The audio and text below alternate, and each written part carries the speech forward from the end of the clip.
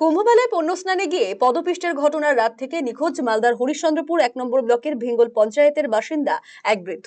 নিখোঁজ বৃদ্ধের এখনো পর্যন্ত কোনো হদিশ না মেলায় চরম দুশ্চিন্তায় পরিবারবর্গ। জানা গেছে, নিখোঁজ বৃদ্ধর নাম বলদেব সিং। তার বাড়ি হরিশ্চন্দ্রপুর ১ নম্বর ব্লকের ভেঙ্গল পঞ্চায়েতের মালিবাড়ি এলাকায়।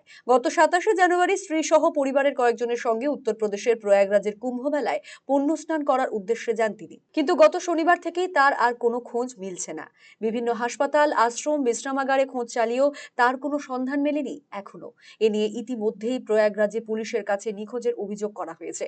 ওই বৃদ্ধের সঙ্গে থাকা পরিবারের সকলেই বাড়ি ফিরে এসেছে। যদি ওই বৃদ্ধের কোনো হদিশ না মেলায় চরম উৎকণ্ঠায় প্রহর কাটছে পরিবারবর্গের।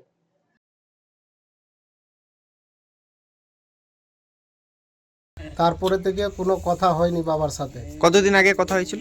শুক্রবার কথা হয়েছিল, আজ থেকে 4 দিন আগে কথা হয়েছিল। তারপর থেকে টাকা পাঠাইছিলাম আমি, টাকার পরে কোনো খবর নাই। কোথায় গিয়েছিল?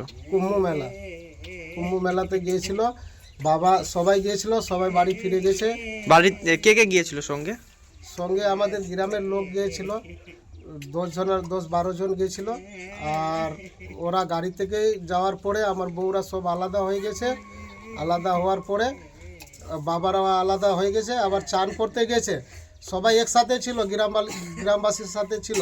এবার চান করতে যেয়ে চান করার পরে আর বাবা ওদের কাছে ফিরতে পারলো না। থানায় জানিয়েছেন? থানায় জানাইনি, বিমান দাদুকে জানাইছি আমাদের পঞ্চায়েতে ভিঙ্গল। কি চাইছেন? বাবাকে চাই আমি।